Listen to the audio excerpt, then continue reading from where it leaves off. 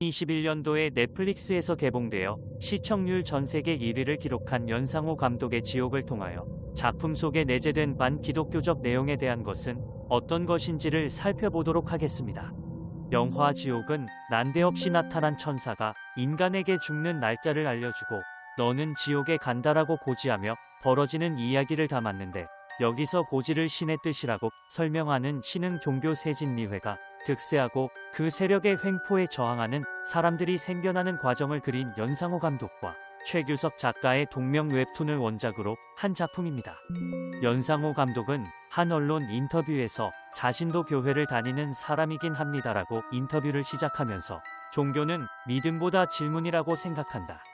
극중 그려지는 죽음이 살인인가 천벌인가라는 답을 하기보다 그게 살인이든 천벌이든 우리는 어떻게 행동할 것인지 묻고 싶었다고 말했습니다. 영화 지옥이 그려내는 의도는 무엇이었을까요? 나무위키에서는 연상호 감독이 기독교 쪽에 반감이 있는지 사이비 기독교 계열 사이비 종교의 대표적인 묘사가 나와 반기독교주의자로 보여질 수 있다고 하지만, 영화 지옥의 연출의도는 종교를 폄하하고자 함이 아니라 그러한 혼란 속에서 인간이 어떻게 행동해야 하는가에 대해서 담고 싶었으며, 인본주의적 시각이라고 볼 수 있지만 연상호 감독을 반신론자라고 확정하며 단정하는 것은 무리가 있다는 최규석 작가의 말을 통해 보면 정말 신실해서 교회를 다니는 것인지 소재를 찾기 위해서 다니는 것인지 모른다는 말을 통해 연상호 감독의 신앙관을 알 수 있을 것 같네요. 이 영화를 통해 알 수 있는 부분은 인간은 자범죄로 인하여 죽음을 당한다는 메시지가 영화 전체적인 흐름에 중요한 역할을 한다는 것입니다. 극중의 천사에 의해 죽음이 고지된 아이를 살리기 위해 등장인물들이 고군분투하며 사형을 집행하는 의미의 시온에서 아이를 지켜내는데 신생아에게 고지가 내려진 사실을 전해들은 세진리회 수뇌부가 그럼 원죄를 도입하자는 부분에서는 다소 웃음을 자아내기도 합니다.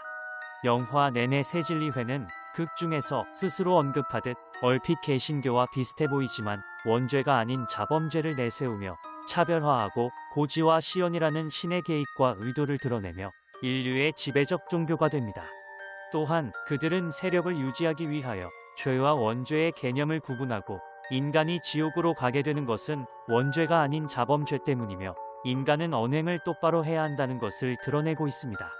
동시에 대순진리회에 매몰되어 있는 인물은 자신이 무려 신이 지은 실수를 되돌리기 위해 선택한 인간이라는 것을 강조하는데, 이것은 지극히 인본주의적 신앙에 근거한 것임을 볼 수 있습니다.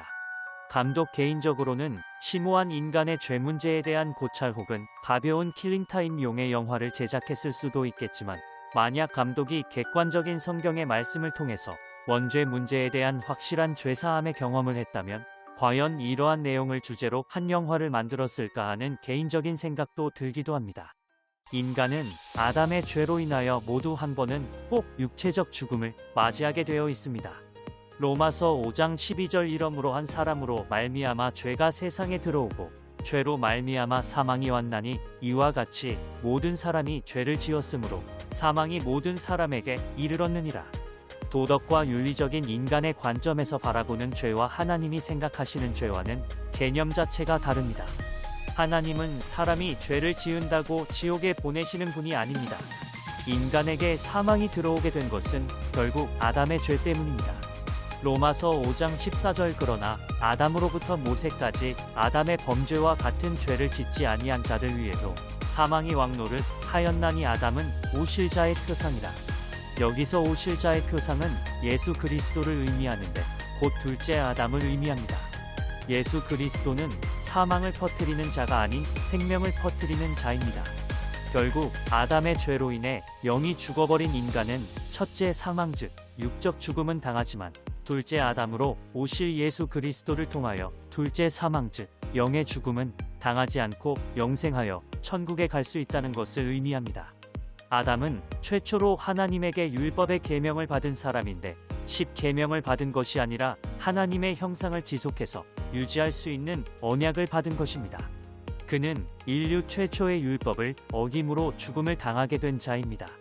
둘째 아담으로 오실 예수 그리스도는 아담의 불순종에 의한 율법의 요구를 완전하게 이루신 분입니다.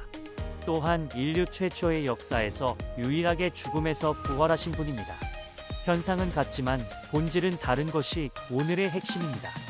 예수 그리스도를 영접하는 유일한 방법은 히브리어 람바노 즉 내 것으로 취하는 것인데, 영접하는 자 곧 그 이름을 믿는 자들에게 하나님의 자녀가 되는 권세를 주셨으니 로마서 10장 10절에 사람이 마음으로 믿어 의에 이르고 입으로 시인하여 구원에 이르느니라.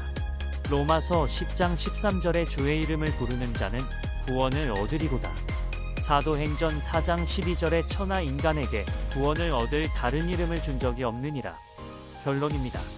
모든 사람은 율법과 자범죄로 인함이 아닌 원죄로 인하여 사망을 당하게 되지만, 하나님은 하나님의 형상을 닮은 인간을 회복시키고 선택받은 백성들을 구원하기 위해서 아무런 흠도 점도 없는 성령으로 잉태하신 둘째 아담인 예수님을 2000년 전에 이 땅에 보내심으로 그를 믿는 모든 자들의 원죄와 자범죄를 십자가에서 담당하시고 못 박혀 피 흘려 죽으시고 다시 부활하신 것을 믿는 모든 자들은 아무 조건 없는 은혜를 믿음으로 인해 영생을 얻게 된다는 것입니다.